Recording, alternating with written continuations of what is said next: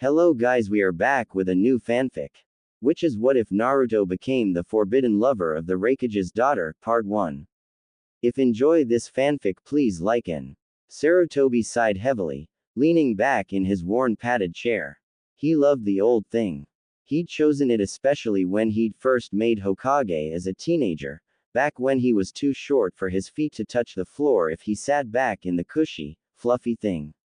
In this chair, he'd faced many troublemakers and passed many laws. Here he'd cuddled his 3 children and 1 grandson, and played both aggravator and peacekeeper. From here, he'd ruled a kingdom. Today, his faithful chair was the place he had chosen to sit as he rocked the plaintively crying infant in his arms gently, trying to soothe it. The boy was barely 3 months old, but he already had vivid blonde hair and a wide smile. Of course, he wasn't smiling now.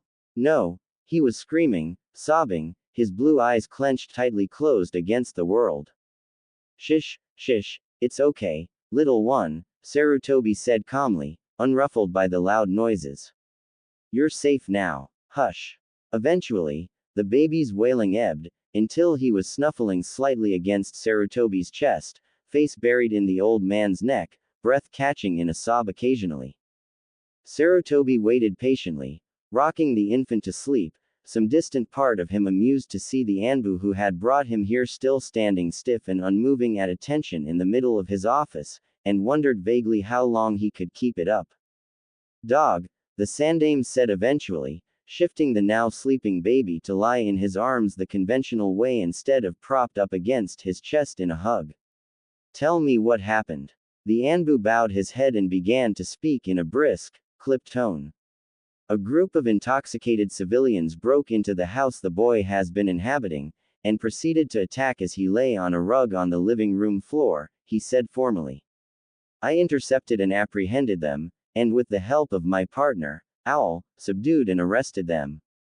The infant was highly distressed but appeared unhurt. Sarutobi nodded, tracing the little boy's soft cheek. And what of Aya-san? He asked. Was she injured? Dog hesitated a beat before saying tonelessly, the child's guardian was not present. She had left the house several hours before the attack. The old man's hand clenched, gripping the soft blanket Dog had thought to wrap the child in before he'd brought him here. Aya, the woman he had charged with caring for the baby, had abandoned him, and then a group of drunken villagers attacked him. How much longer can hatred for this innocent child fester in my village? He said sadly, almost to himself. The Anbu shifted slightly. Permission to speak freely, sir? He asked. Sarutobi nodded once and waved his hand, gesturing Dog to continue. This is getting ridiculous. He burst forth. Every other day, someone attacks him. The village wants him dead, Hokage-sama. He needs to be protected better than this, the masked man finished lamely. The Hokage shook his head. I understand you, Dog, I really do, he said to the rather short Anbu standing before him. But the problem is, what do we do with him? I can find no better way to deal with this situation than to leave things as is and hope and pray the villagers will grow to accept him. Dog snorted derisively. That's never going to happen, he said flatly. People are far too good at holding grudges. Do you have a solution to offer? Sarutobi questioned, sincerely curious and with a sneaking suspicion that the entire purpose of Dog's visit was to tell him one such solution. As expected, Dog nodded. I do, sir, he said. I propose the child is taken into Anbu custody. There are sects that specialize in the raising and training of children. He could disappear into Anbu, at least until he is strong enough to defend himself from angry drunks. Sarutobi frowned, unconsciously tightening his grip on the baby. I had hoped to give him a childhood as close to normal as possible, he reminded the Anbu. He needs to be among people, needs a chance to get to know children his own age and participate in a community. Sir, if things keep on the way they are, he won't get that, Dog replied. People hate him. There's no way they're ever going to let their children play with him. It's not going to happen. And frankly, better isolated in Anbu than dead before his first birthday. However, If he disappears, in a few years' time, you can reintroduce him into the village under a different name, and he is sure to be better received. Sarutobi considered, rearranging the blanket around the sleeping bundle in his arms. Finally, he sighed and nodded. Very well, dog. I will accept your solution. Take the boy, give him to Anbu Agent Mouse. She can be charged with his care for the first few months. Dog nodded. Mouse had been pulled off active duty due to a severe leg injury, and had been cooped up in Anbu HQ since then. It was a good choice. Yes, sir. The boy is to be addressed as Pup, I think, in any and all reports, requests, memos and notes sent from Anbu regarding him, Sarutobi continued. If he is to disappear, he will disappear completely. His given name, however, should be used to his face. I will not take the name his father gave him away. He has no surname while in Anbu. Yes, sir. Dog bowed before carefully taking the baby in his arms. He held the infant gingerly, as if frightened the kid would break. A moment later, he was gone in a twist of smoke. Sarutobi dug in his pocket for his pipe and leaned back in his well-loved chair. Lemur, he called, and another Anbu, one of his guards, flickered into the visible spectrum. Sir. Go into the village, Sarutobi ordered, tapping his pipe to clear it before stuffing fresh tobacco into it. Spread the news. Uzumaki Naruto was killed this morning. Anbu codenamed Owl stood on one side of a two-way mirror, watching as the four men on the other side slowly sobered up. These people were little better than dirt in Owl's mind, having spent a month and a half guarding the brat they'd tried to kill and finding him to be nothing more than a baby. What kind of monster kills a baby? Well, without an order from the Hokage to do so, the elite assassin had to add. These bloody civilians. So here they were in an Anbu interrogation cell. Owl was desperately hoping for the chance to misinterpret an order and give them a few marks to remember him by before he was forced to once again let them go. The door opened behind him and Dog entered, holding that telltale blue bundle to his chest awkwardly. Owl grinned behind his porcelain mask. Poor Dog, he had no clue when it came to babies. He was probably scared to put the kid down. Hey, Dog, he said casually to his teammate, turning back to the prisoners. What did the Hokage say? The child will be raised in Anbu until he can be safely integrated back into the village. He's been officially declared dead. Owl blinked. So what'll that mean for them? He asked, pointing at the four men, two of which were vomiting as their bodies rejected the alcohol they'd consumed. Owl fought a snigger. Civvies couldn't hold their liquor. Dog shrugged. They attacked and killed a civilian child. That's premeditated murder of an infant. They'll be tried for treason and, if found guilty, should be executed. Somehow, though, I think they'll get off with a prison sentence. Owl nodded. If not a severe, he said bitterly. The public will cry out for their release. But execution would be daft. Why make them into martyrs? HN. Dog considered the men with distinct distaste for a moment, before turning away. I have to take the kid to Mouse. Do you know where she is this time of day? Mouse. Good choice. She's usually over at East Wing, training, trying to force her leg to heal quicker and inevitably slowing the process, Owl said casually, leaning back against the mirror and looking down at the shorter by a head Anbu. Say, if they killed the brat and all, do you think Head would mind if I roughed him up a bit? Dog rolled his eyes. If you must, he sighed, turning away. Just don't kill them, or make it too obvious, no blood. Don't make them into martyrs. Owl's hidden grin was feral. Gotcha, he said, turning back to peer predatorily at his four new victims. Then he thought of something and glanced back at Dog, who was making to leave. Hey, Dog, what's the kid's name gonna be? Dog was halfway out the door, and paused half a beat before saying simply, Pup, and sweeping away, arms awkwardly clamped around the infant. Owl raised a brown eyebrow behind his mask. Pup, he repeated, shaking his head. A code name already, that kid is destined for high places. Focusing once again on the four prisoners, Owl cracked his knuckles and cackled. Oh, this was going to be fun. That night, there was a celebration in the village hidden in the leaves. Sarutobi watched the milling crowds below from the window of his tower, shaking his head regretfully as their shouts and laughter reached him. The 4th of January would likely become something of an unofficial festival in the years to come, the day the Kyuubi brat was finally disposed of. Someone pounded on his door, but he totally ignored it. People had been streaming into his office all day, each demanding the release of the 4 men who had done the deed. His council members wanted to gather and gloat at him, but he hadn't attended the meeting. Instead, he was enjoying the joys of a newly installed lock on the door. Said door rattled for a moment as whoever it was tried to force his or her way in, and then fell silent as he or she gave up. You can't ignore us forever, Hokage-sama.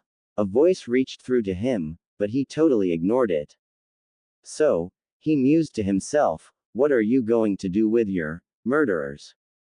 He hadn't been able to place them with the Uchiha in the public jail, despite the numerous claims that, as they were civilians, they shouldn't be held by Anbu, simply because at the time they'd been getting false memories implanted in their minds so that their story would stand up under questioning. But that was done now, and half an hour ago he'd given the order to have the men moved to maximum security in jail. He couldn't execute them. That was for certain. Nor, judging from the crowds dancing and feasting below, could he imprison them for anything near as long as he wanted to. He could give them a choice, Sarutobi thought.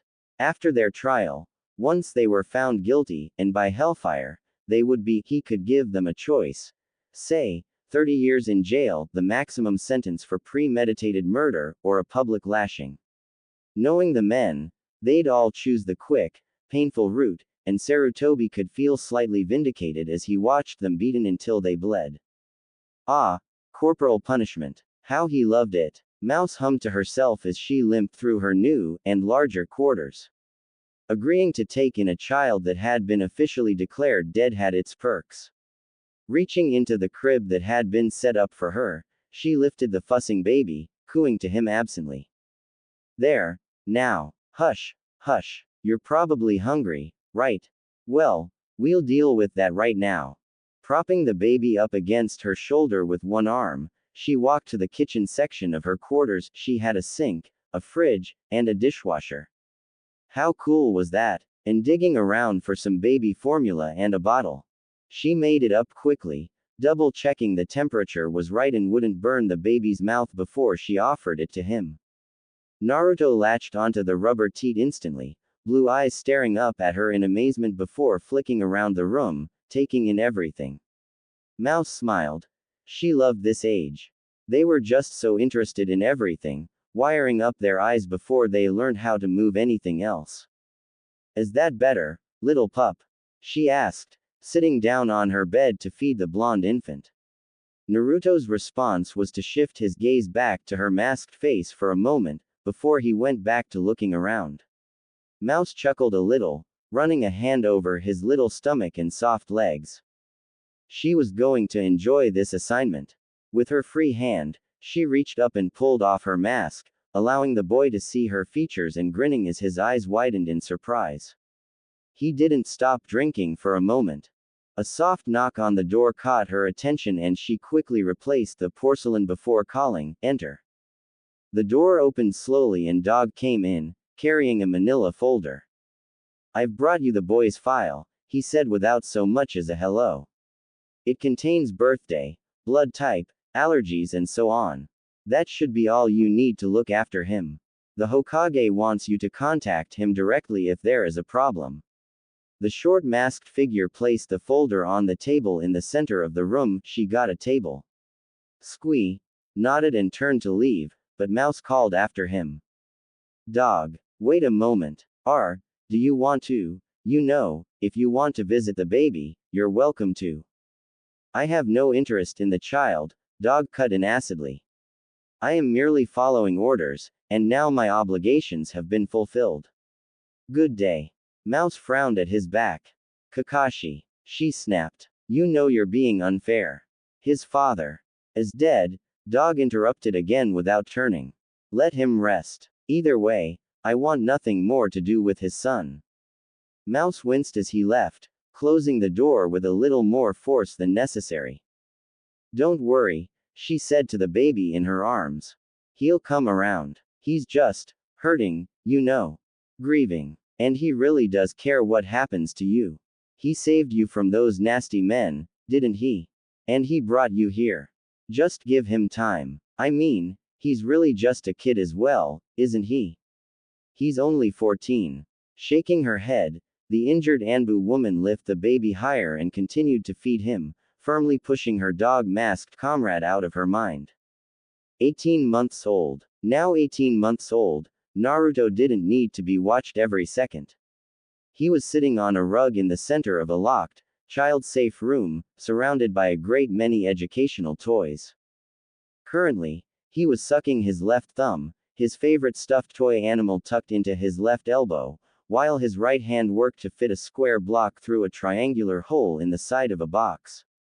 After a few moments, he stopped and examined the block, then very carefully moved it to the square hole a few inches away from the triangular one. It fit in with minimal effort, and Naruto grinned widely. Now that all the blocks were safe in the box, Naruto moved onto a weird device that frequently made noises and sounds when he pushed random buttons on it. Tentatively, he pressed down on the red button. A siren sounded, and he grinned, happily banging the button again. Next, he pushed against the blue one, and a weird little chamber of the plastic device began to spin, showing him several pictures in quick succession. A set of blue eyes lit up as the child spied the ultimate temptation, an orange button. Instantly, he hit it as hard as he could, and the device promptly seemed to explode, several noises going off at once as other buttons were bumped and a small compartment bursting open. Out popped a small, soft plastic toy, a pig with a huge grin, and a recorded voice said, "Oink, oink." Before the pig was retracted and the hinged door snapped shut. "Oink, oink," Naruto repeated happily, banging the button again. He loved this toy. The door opened with a pressurized whoosh, and Naruto turned his stout upper body in time to see a small, brown animal trot into the room, pause, and sniff him. "Well, you don't need to be changed," he said in a low, gravely voice. "Kakashi. It's safe." Naruto frowned and his head. He vaguely recognized this creature. "Doggy?" he questioned slowly, and the brown creature glanced at him. Naruto was sure now. This furry animal was a doggy, which meant that. "Doggy!" he shouted as a grown-up entered the room, holding a brown paper bag. The man stopped and winced, but Naruto didn't notice as he climbed to his feet and made his wobbly way over to the silver-haired man. "Hello, pup," the man began, but yelped and snapped out his hands to catch the child as he stumbled and fell. "Doggy," Naruto repeated seriously, looking up at the white and red patterned face. "Ook, doggy." He held out his favorite plush toy. Kakashi stared at it for a second, then sighed. "Damn it, Mouse has a sick sense of humor." "Yes, pup, it's a dog." "Well done." Naruto was frowning in confusion at this speech, his head as he tried to follow. "Doggy," he said eventually. Kakashi stared at him for a long second. Growing up in Anbu, where the adults rarely spoke, meant that Naruto had a very limited vocabulary. The sum of all the words he could speak only amounted to 7 words, 3 of which he couldn't say properly. He also had various baby words and half sounds, but in the end, all he said was ook, meaning look, oink, brrring, hungry, instead of hungry, dat, that, and, of course, doggy. "Why am I here?" Kakashi asked himself. He looked down at his hands, still holding the toddler up, and remembered the paper bag.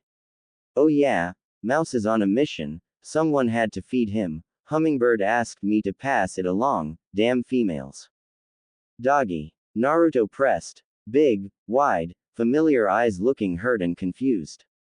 Kakashi sighed heavily. "That's a nice toy," he said grudgingly. "What's its name?" "Oink," Naruto said brightly. Kakashi rolled his eyes. "Figures. I need to go now," he said in a monotone. Here is lunch. Are you hungry? Hungry. Naruto repeated the word he recognized. Kakashi offered him the paper bag, and his eyes lit up. Letting both the child and the bag go, Kakashi retreated quickly, pausing outside the door to take a shaky breath. He hated seeing the kid. It reminded him too much of Sensei. It was easier for the 15-year-old to stay away.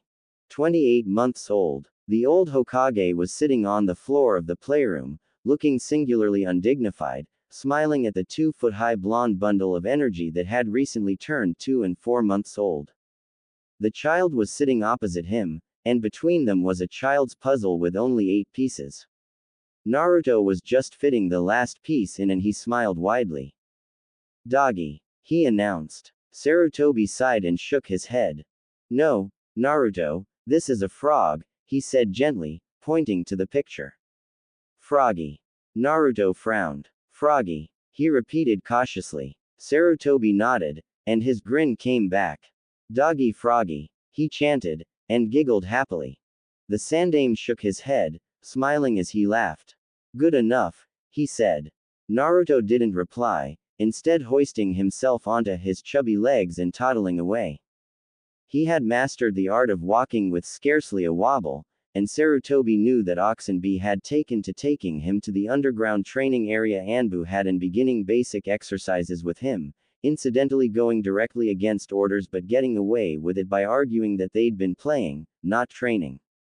Either way, Naruto seemed to enjoy it, so Sarutobi saw no need to interfere. And he was learning to talk better, too, which was a relief. The child was unnaturally small for his age, so much so that Sarutobi would be concerned that he was being neglected and thus his growth being stunted if he didn't have it on good authority that Dog had terrified his various carers into feeding him at least 4 times a day. The Hokage cracked a smile again at the thought. Despite the fact that Kakashi couldn't stand to be around the child, he still cared greatly for what happened to Minato's son. It was this distant protectiveness that let Sarutobi feel at ease with the child's current situation. No harm would ever befall Naruto on Kakashi's watch. Unfortunately, Mouse had been killed on a mission 8 months ago, so Naruto had no specific carer, but he seemed to be coping well when he was left generally to his own devices, not minding if different people came to change, feed and occasionally play with him. Something that fascinated Sarutobi was the way Naruto seemed able to distinguish between the masks of the Anbu, even those he had never seen before, with the ease that many could distinguish between people's real faces. After speaking to a psychologist, he had learned that a child's facial recognition system was wired up at a very young age and based on the people around him, so Naruto would always be able to distinguish different Anbu masks, but would have a hard time, at least at first, until his facial recognition system rewired, telling apart real human faces. What are you looking for, Naruto? Sarutobi asked when Naruto began rooting through the drawers lining the side of the playroom. Oink, the boy said firmly. Sarutobi smiled and pulled himself to his feet, wincing as he felt his old bones creaking. Oink, he repeated, amusement tinging his voice. Okay, let's find him. It took approximately 8 minutes to find Oink stashed firmly behind the chest of drawers, and Naruto instantly latched onto the fuzzy canine, his legs giving out to land him with a plop on his sound behind on the floor. Sarutobi joined the child a moment later, and soon he had Naruto and Oink curled up in his lap while he read the child a story. As he read, Sarutobi mentally mused that it was probably getting near the time when Naruto would have to be reintegrated with society as a whole. He needed to be young enough not to tell anyone what had happened in his life, which meant under 4, or else the Hokage would have to wait until he was old enough not to say anything, which would mean 15 or 16. Waiting that long was unfair and unhealthy to the child, so Sarutobi made a mental note to begin arranging for the child to leave the protection of the Anbu. 2 years, 10 months old. Sarutobi smiled just a little and stretched, working the kinks out of his aching back. It had taken him 6 hours of mind-numbing paperwork, but it was finally all arranged. Everything was in place, ready for Naruto to reappear in his village. Just one thing left to do. The Hokage hummed a little as he carefully emptied the third drawer in his desk and placed a stack of folders, files and papers half a foot high into it, locking it securely. They would be safe there until he was ready to begin Naruto's reintegration. Hopefully, things would go better this time. With this pressing matter out of the way, he reached for a red scroll about the size of a cigar, quickly unsealing it and unrolling it across his desk, reading it swiftly. It was an update from Kakashi, who had been on a long-term mission for the last 6 months, and was getting bored with stakeout duty, apparently. Sarutobi chuckled as he read the report, which was laced with a jaded undertone and contained many pleas for mercy. The Hokage shook his head. Kakashi would be done soon, anyway. He just had to survive another 2 months. Dipping his brush into his inkwell, he quickly signed the scroll to say he had read it and placed it in his out tray, ready to be logged and stored by his Hokage slaves. Chunin. No, wait, Hokage slaves. With a triumphant grin, the Sandaime realized he had finished his paperwork. Maybe now he could go home and actually eat dinner with his family for once, catch up with his youngest son, who was just touching 18 now and was the only one still living at home. Hokage-sama. The door had been opened about 3 inches, and the brown eyes of one of the very Hokage slaves he'd been musing over just a second ago appeared in the crack. Hiroko-san. Come in, Sarutobi invited. The Chunin nodded and pushed the door open, revealing herself to be holding a stack of papers. These came from Suna just now, she said, placing them on his desk and retreating quickly.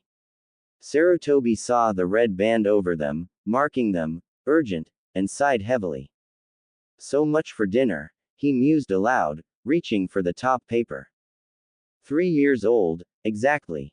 Kakashi hesitated a brief moment before opening the door leading to the small room Naruto slept in, not to be confused with his playroom.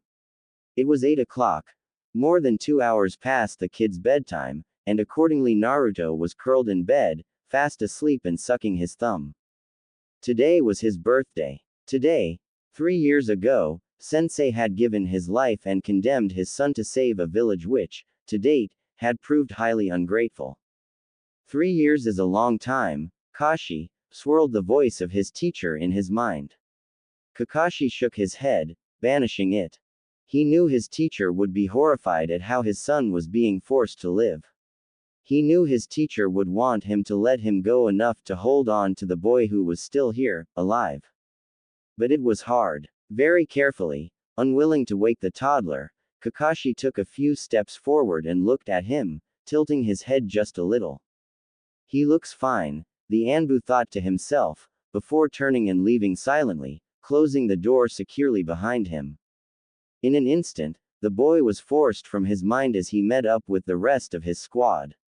He was a captain now, and he along with every Anbu not on a mission was slated to spend tonight policing the festival that was thrown in honor of the Yondaime's defeat of the dreaded Kyuubi. Joy. Leading his subordinates to the festival grounds, Kakashi couldn't hold back a sigh, feeling particularly world-weary. He hated this festival. Somebody's in trouble, sang Rabbit, the female member of Kakashi's team, the moment the silver-haired man walked into the room that morning. He paused and looked at her, confused even though his mask. What are you talking about? He asked. She was grinning, he just knew it. Hokage wants you, she said airily. Better hurry. Don't want to be late. You have nearly, she checked the clock hanging on the wall, 7 whole minutes to get there. For a moment, Kakashi stared at her. Then, he deflated and shrugged. I'll be late, then. He laughed as Rabbit's jaw dropped until her chin peeked out below her mask. After dallying a few minutes with his team, checking in with each of them, Kakashi headed off to the Hokage Tower. Once he arrived, he was waved in to see the Hokage without having to wait at all, so it was with a slight hidden smirk that he knocked on the Hokage's office door. Maybe there was method in Obito's madness, after all. It was murder standing at attention for the typical 40 minutes it took the Hokage to get around to seeing you. Ah, dog, Sarutobi said as the Hataki entered the office when prompted. A slight flicker of confusion passed over the old face. You're late. Only just, Kakashi said mildly. I hear you wanted to see me, Hokage-sama. Sarutobi hesitated. He wasn't looking forward to this conversation. Not at all. Close the door, Kakashi, he said seriously. Kakashi paused when his name was spoken, and very slowly pushed the door until it clicked shut behind him. Then he reached up and removed his porcelain mask, coming further into the room. Sit down, the Hokage said, gesturing the chair across the desk from Sarutobi. Warily, Kakashi sat down, frowning at the old man. This couldn't be good. After an awkward pause, Sarutobi leant forwards, steepled his fingers, and began to speak. Kakashi, I wonder if you are aware of the average life expectancy of an Anbu agent. The Hataki frowned at the odd way of beginning, but replied anyway, 6 months, sir. And you have been in the force how long now? Sarutobi asked. 3 years, sir. Give or take a few weeks, Kakashi answered in turn. The Hokage nodded at him. Why did you join, Kakashi? He asked suddenly. Kakashi stiffened. My reasons are my own, he snapped, then winced. Sir, he added, trying to make it sound more polite. The Sandaime just surveyed him seriously, unmoving. Kakashi felt himself grow hot and uncomfortable under the intensity of the look, and eventually shifted and said, Is there a problem, sir? Has something happened? Did my last psych evaluation come back below par, or have my superiors reported any problems with my conduct? After a moment, Sarutobi shook his head. No, Kakashi. You are, as always, in top form. All I have heard about your praises, in various states of crudeness, by the way. Kakashi winced, but the old man didn't call him on it. Kakashi, you have now been in Anbu 6 times the expected length of active duty, he began uncomfortably. As such, I believe the time has come for you to explore other opportunities. Kakashi froze. He knew what this was. This was the dreaded moment when he would be forcibly discharged from Anbu. It was inevitable. Hang around too long and refuse to either voluntarily retire or die, and the Hokage would pull you from the force. Something about protecting mentality, or similar. Either way, Kakashi was stunned, unsettled and frightened. He wasn't ready to face the world again. He hadn't seen any non-Anbu comrades since he joined Anbu 3 years ago. Well, not out of uniform. Not when they recognized him, too. You're discharging me, he blurted, interrupting the Hokage mid-sentence. Sarutobi stopped and considered him. Yes, he said simply. I think it is time for you to take a break from Anbu, Kakashi. But I can't leave, Kakashi insisted. I can't. I don't think I can go back to being a Junin, sir. You would be given special Junin rank, Sarutobi commented. Specializing in assassination. But what would I do? Kakashi demanded. Teach. He barked out a laugh. No, I don't teach. Nah, I'd destroy the brats, first training session. I will find something to keep you busy, Sarutobi said. Kakashi raked his hand through his hair, the look on his mostly hidden face almost desperate. Please, he said, don't cut me from the force. I need it. I need to be busy. Pressured. Otherwise, I get nightmares, the memories, I need it, he said lamely. Sarutobi watched him with concern. This very dependence is what makes me think you need a break, he said. And I insist. This is not negotiable. Just a break, he added, holding up a hand to stem the protests that had begun to burst forth. In a few years' time, you may resubmit your application to rejoin Anbu. Agreed. Kakashi considered. Honestly, it seemed fair, logical, even. A good way to keep Anbu agents sane would be to rotate them, 3 years in Anbu, 3 years out, giving their minds time to recover. Very well, he said eventually. But the question still remains, what am I to do? Don't say teaching. The Hokage took a deep breath. Now the real fight began. Not teaching, yet, he agreed. I already have a mission I wish to assign you. Unranked. Kakashi stared. Unranked usually meant it was too dangerous and unpredictable to be ranked and frequently ended up being more deadly than S ranks. One could begin pulling weeds and end assassinating small children on an unranked mission. That was fine. Kakashi was good. He wasn't worried. But he was confused. Why would the Hokage forcibly drag him, kicking and screaming, out of Anbu, only to give him an Anbu-esque mission? This mission extends indefinitely, Sarutobi continued. Kakashi felt his gut clench. He'd just gotten back from an 8-month long-term mission. Being back for 2 months had only begun to take the edge off the relief he had felt to being back in Konoha, and he wasn't sure he was ready to leave again, this time indefinitely. This mission will take place in Konoha, Sarutobi continued, almost missing the way Kakashi's shoulders slumped slightly in relief, and then twitched in annoyance at the thought of being stuck in the village indefinitely. It is not a mission you may refuse. Kakashi sighed and placed the porcelain mask he still held in his hand gently down on the desk with a soft chink. What does this mission entail? He asked in a low voice. Sarutobi hesitated. I suppose you could say it is, on the surface, a bodyguard detail, he said eventually. Kakashi's eye narrowed. If your next sentence contains the daimyo's wife, with or without that damnable Kidentora, I will leave. Better a missing nin than that hell.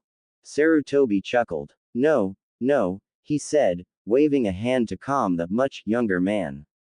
Kakashi's relief was obvious. Hesitating again, Sarutobi decided to just brace and say it, and do his best to railroad Kakashi into doing his bidding. Kakashi, the child we will refer to as Pup, is 3 years old now. It has been a little less than 3 full years since he was first taken into the custody of Anbu. I think the time has come to reintroduce him to Konoha. Kakashi had gone stiff. Sir, I think that is a very bad idea, he stressed. Oh, Kami, you want me to guard him? Sir, if it comes out that Uzumaki Naruto wasn't in fact killed 3 years ago, and was in fact living in the very nerve center of our defenses, the villagers will riot. I'm skilled, yes, but I'm not that skilled. Nobody's that skilled. The kid'll be slaughtered. Sarutobi surveyed him with some amusement. Kakashi, when you first came to me with the idea of hiding him 3 years ago, you said that he should be placed back in the general community after an appropriate amount of time. I meant after 10 or 15 years. Kakashi exclaimed. You can't honestly think that people won't start to connect the dots if a boy exactly Naruto's age looking exactly like Naruto turns up in the orphanage and inevitably begins to show signs of being rather abnormal. That won't be an issue. He will be hidden in plain sight. No one will suspect anything, Sarutobi said confidently. Kakashi stared at him. Have you been drinking? He asked frankly. Sarutobi shot him an annoyed look. You, Kakashi, haven't been seen by any non-Anbu person since you joined Black Ops. I have, as you know, answered every question pertaining to your whereabouts by saying that you are on a long-term mission and vaguely alluding to the fact that you won't be back for some time. Now, I have arranged for your honorable discharge from Anbu, and you are free to return to the village. No doubt your homecoming from that long mission away will be a cause for celebration among your peers. Maida Guy especially seems eager for your return. Kakashi winced. Sarutobi pressed on. Also, it provides a unique opportunity to exploit. After all, who would question it if you were to come home with a child after a 3-year absence? The so-dubbed mission babies are very common among ninja in this situation. The Hatake froze up. He was smart enough to put the pieces together. No, he exploded instantly. I won't do that. No. He banged his fist down on the desk and Sarutobi quickly lifted his teacup out of harm's way. Kakashi, he began, but the newly reinstated Junin was talking over him. Even ignoring how utterly insane this idea is, he looks nothing like me. How are you going to explain that? He takes after his mother, Sarutobi said dignifiedly. Bending down, he tugged open the third drawer and lifted out one of the files, the green one, offering it to Kakashi. The teen didn't take it, so he opened it for him and placed it in front of him. Unwillingly, the man skimmed the paper before him, eye resting on the photograph of a beautiful, smiling woman who very clearly resembled Naruto, right down to the whisker marks. Below was a profile. Fun Kita, he read out. Unlucky North. How appropriate. Deceased. 17. Died in childbirth. Ouch, Hokage-sama. That counts as my fault, you know. Whisker marks tattoos, a symbol of her clan, similar to the Inuzuka triangles. This is patently ridiculous. This whole monologue was said in the same unimpressed monotone. Sarutobi met his single gray eye seriously. Why is it ridiculous? He asked. This will never work. Kakashi exclaimed. Never. I'm not the daddy type, okay. Kakashi, if you had caused a child to be conceived while on a long mission, what would you do?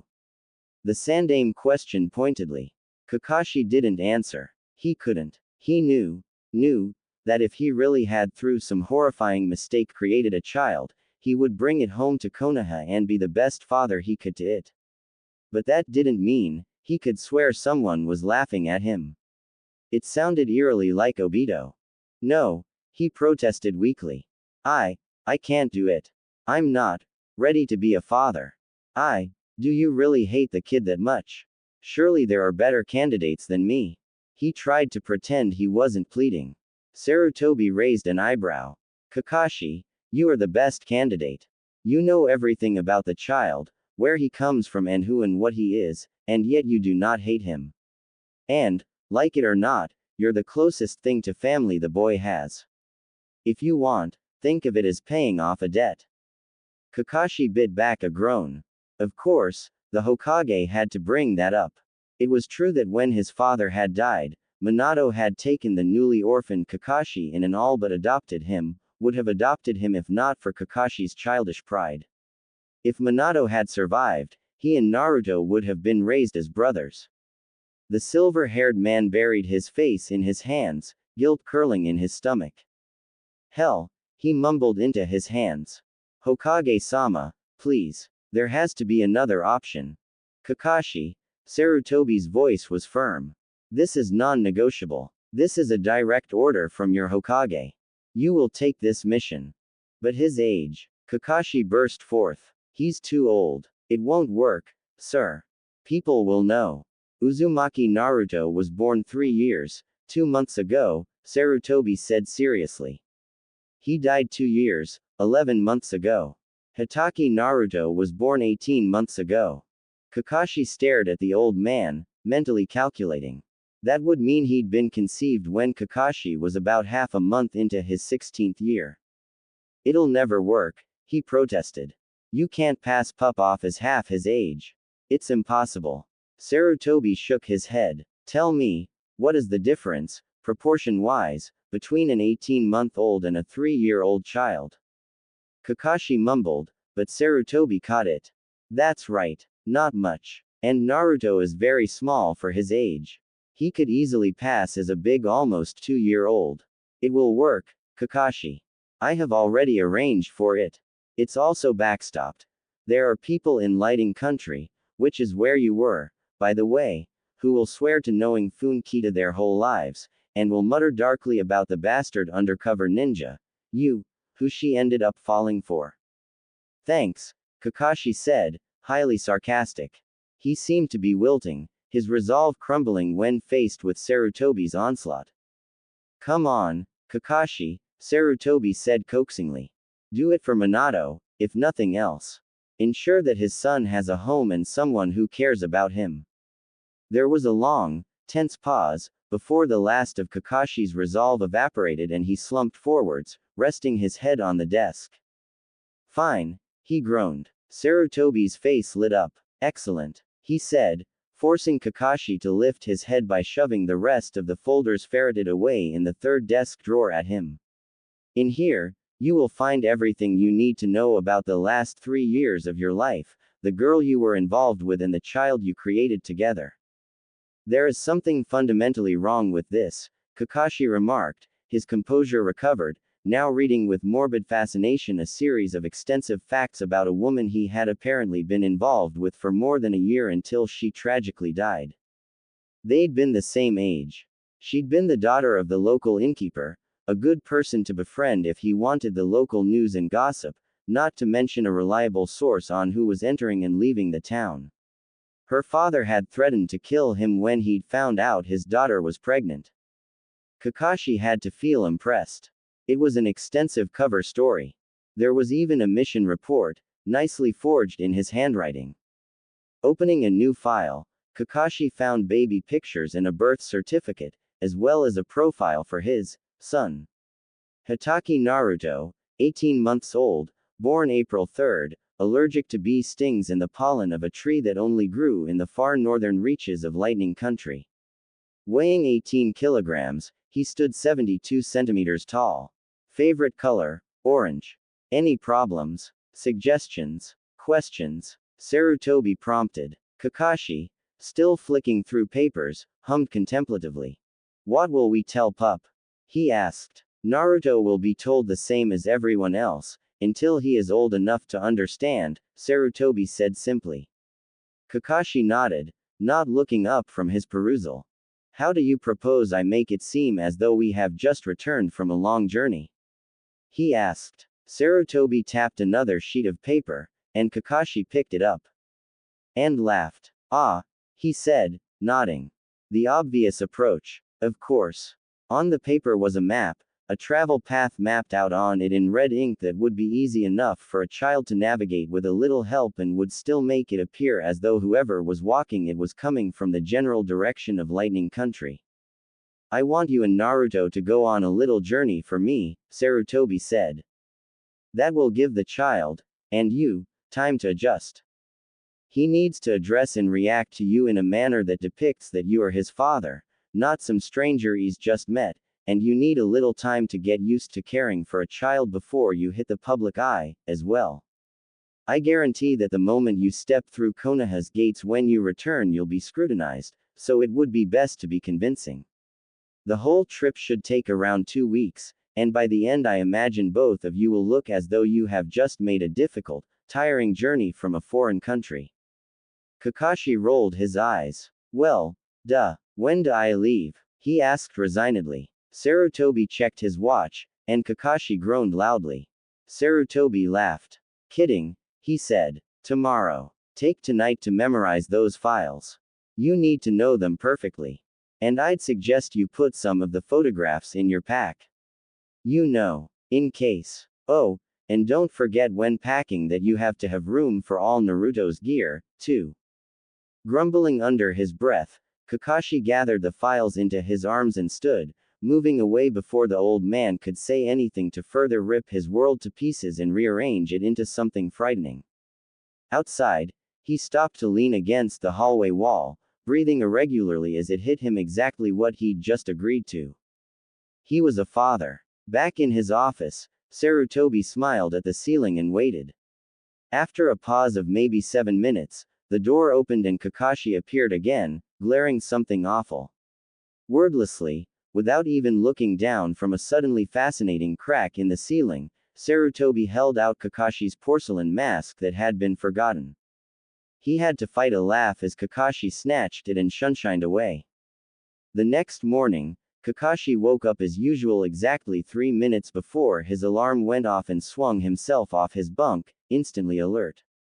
Upon confirming that he was indeed still safe relatively, in his quarters in the Anbu HQ, he sat down and stared blankly at the whitewashed wall until his alarm went off, jerking him out of his stupor. He jumped, and blearily rubbed his hand over his face, before beginning his morning rituals of washing, shaving, dressing and breakfasting. By the time he was done, it was 5 a.m. Here, Kakashi deviated from his normal pattern. Instead of grabbing his mask and moseying on down to meet up with his squad, collect a mission and leave, he swung his pack up onto his back, where it settled over his white standard issue armor, his cloak tied to the outside of it in a neat roll. He hesitated over his mask, eventually deciding to place it over his face for the hell of it, and, after checking that he had left none of his personal effects in the room, strode out of his quarters for the last time. Walking slowly, he made his way through HQ, heading unwillingly but unerringly towards Naruto's bedroom. When he reached there, he pressed his hand onto the seal on the outside of the door, which was there to ensure only certain personnel could unlock the entrance to the kid's room, and as a way to keep the brat in one place, damn it. The seal accepted him, and he pressed the door open, unaccountably nervous. It was early. The blonde toddler was still fast asleep in his cot. Kakashi took a few steps into the room and turned the light on. The sudden brightness woke the child, and he began to move, his face screwing up in protest at the light and a hand coming up to grind into his eye, his other hand and legs moving, stuck, beneath his soft blanket. "Ooh," he said blearily, looking around as he was lying down. He caught sight of Kakashi standing nearby and frowned at his upside-down view of the man. "Doggy," he said questioningly. Kakashi hesitated one last time. This was his last chance to make a break for it. "Good morning, pup." Naruto," Kakashi stumbled. Had to get used to calling the brat by his name. Would look weird otherwise. Naruto sat up, still scrubbing at his eye.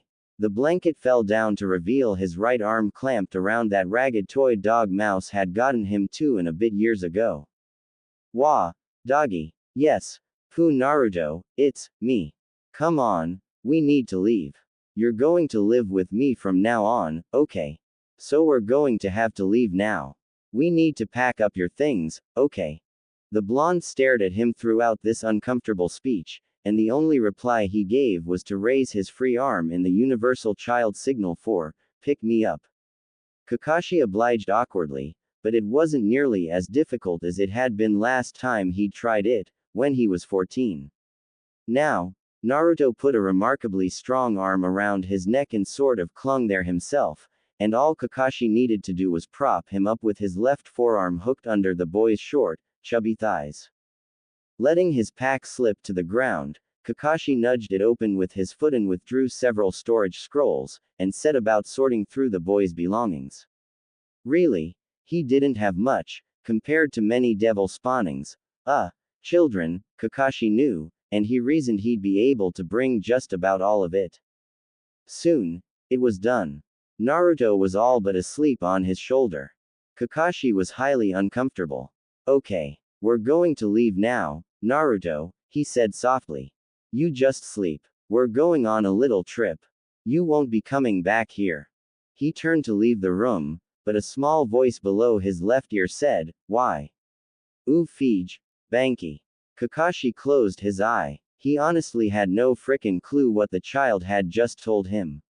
He had to teach him to speak better, even if that meant talking to him constantly. Sweeping the room with his gaze, he saw that the only thing he hadn't picked up was the soft blue blanket on the bed. With a sigh, he lifted it, and, shuffling Naruto carefully, managed to lay it over his shoulder and lay Naruto on top of it, ensuring that it would only fall and get lost if he dropped Naruto, and face it, that just wasn't happening.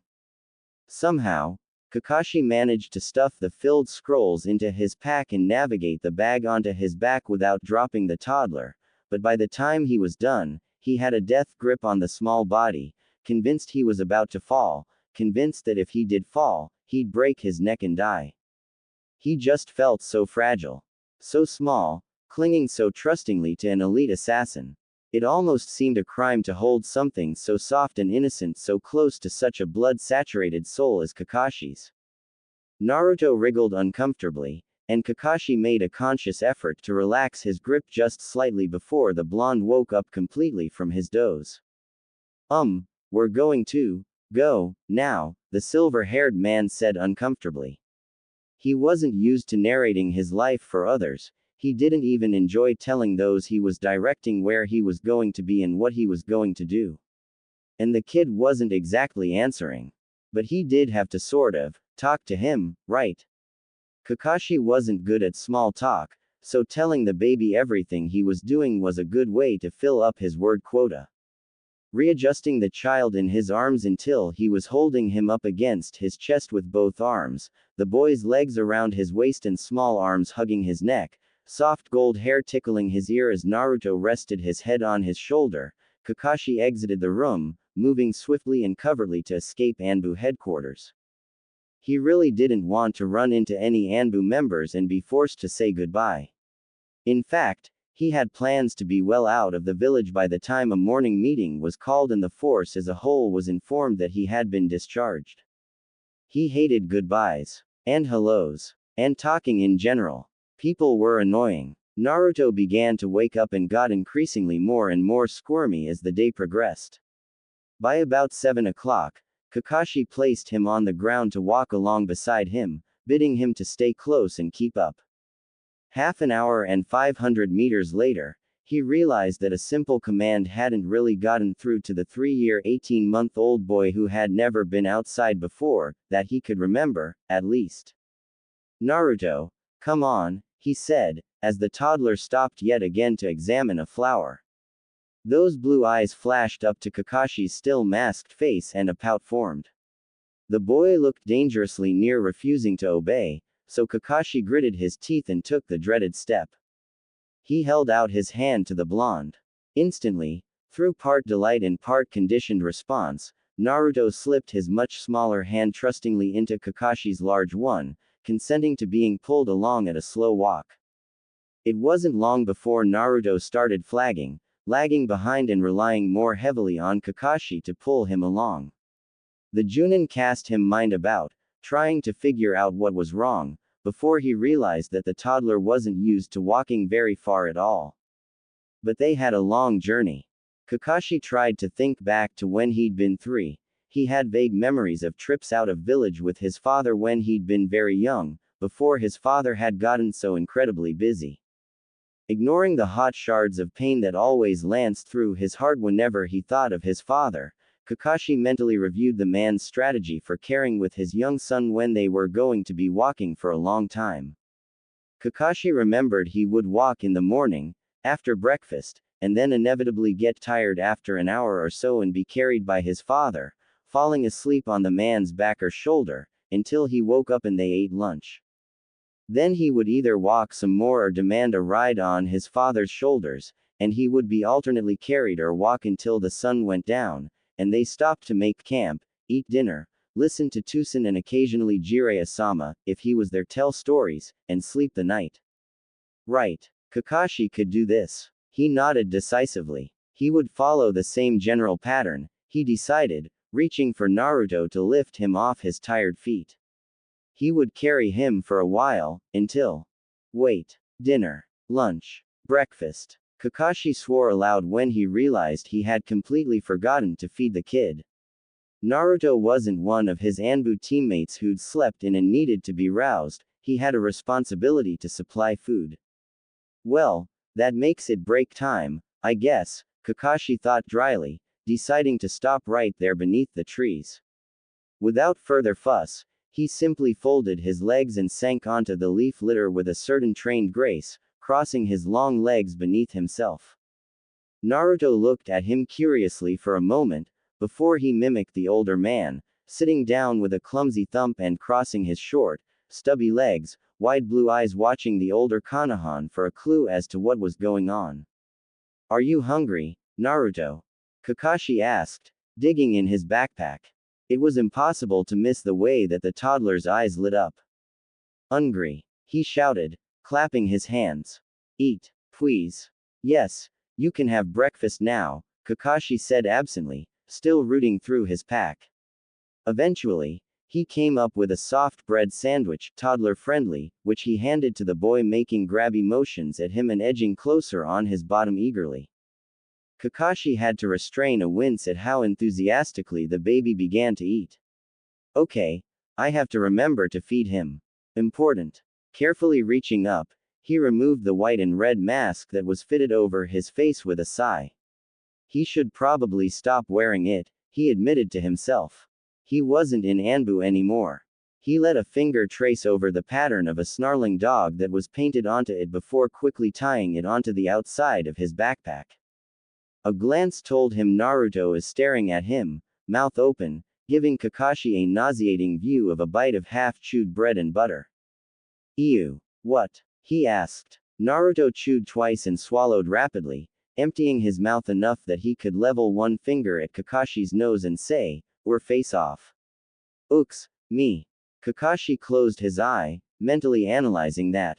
What the hell? Was the kid even speaking the same language as him? What was he trying to say? Well, it probably had something to do with his mask coming off. Come to think of it, the only person Naruto had ever seen without a mask was the Hokage.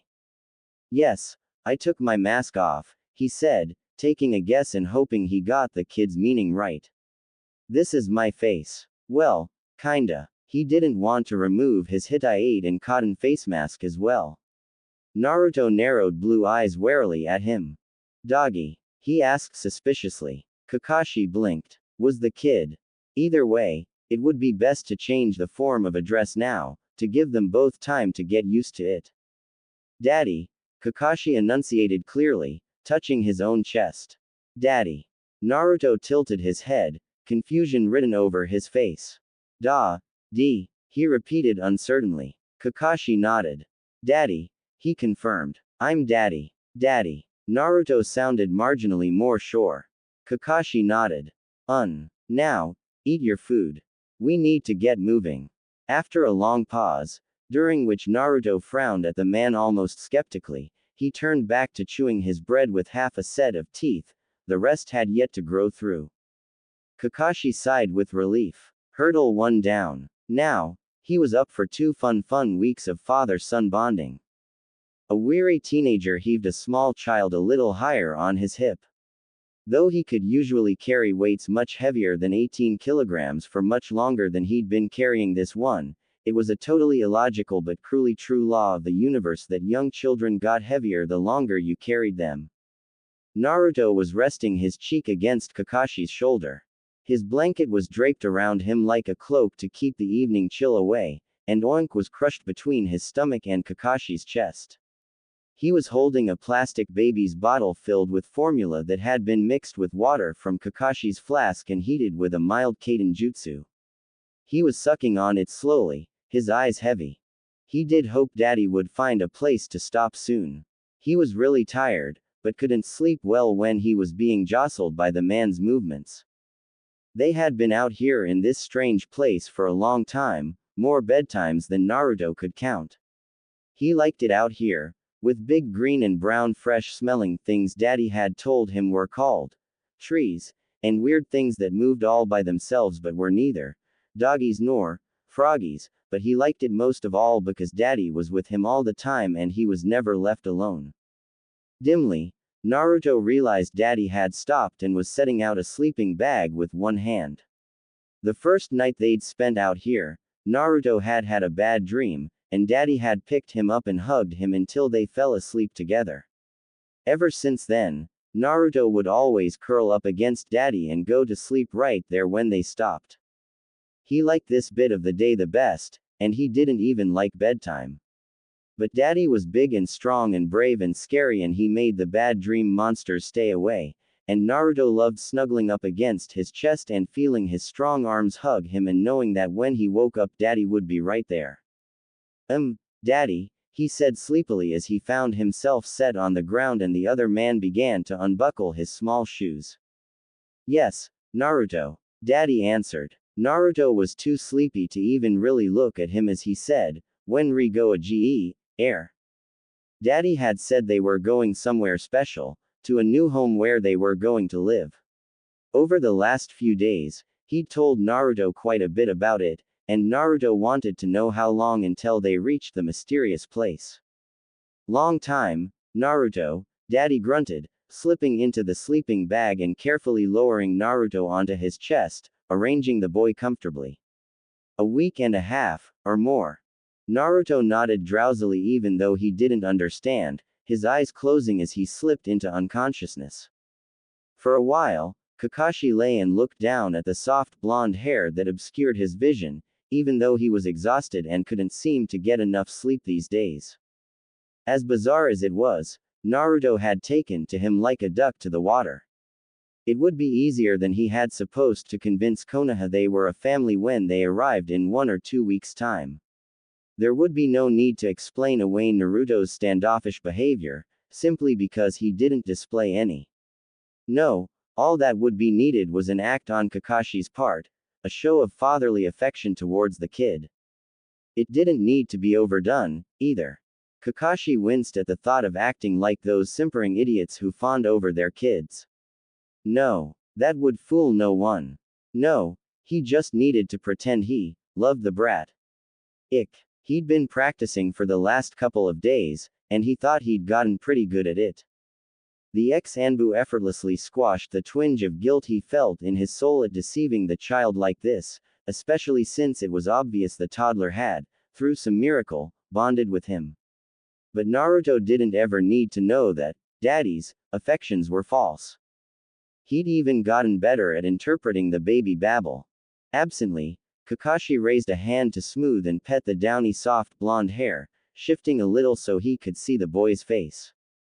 Naruto was fast asleep, sucking his thumb unconsciously, his half-full bottle lying forgotten in his other hand. Kakashi frowned a little, one gloved hand moving to tug the thumb out of Naruto's small mouth. He'd have to break that habit. Instantly, with a rustle of cloth, Oink's fluffy tail took the place of Naruto's thumb in the child's mouth, and Naruto snuggled deeper into his blankets, sucking firmly on the plaything. Kakashi winced. That definitely explained why the toy was so tattered. Breaking the habit had suddenly become a top priority. Right below toilet training. Even if it was kind of, cute. Relief coursed through Kakashi. He had just spotted the gates that allowed entrance into Konoha up ahead. They were home. The journey that had easily been the most exhausting and nerve-wracking of his life, including that time he'd had to drag home an unconscious teammate from Iowa whilst nursing a stomach wound and being chased by a small army, was finally over. It had been a trying 2 weeks. Were children supposed to leak like that? Naruto, who was walking on his own this morning, holding Oink, noticed the gates about 10 minutes later and stopped short. Daddy, we air? He asked, blue eyes turning to his guardian for confirmation. Kakashi glanced at him and nodded. Yes, Naruto. This is Konoha. Home, he corrected himself. This is home.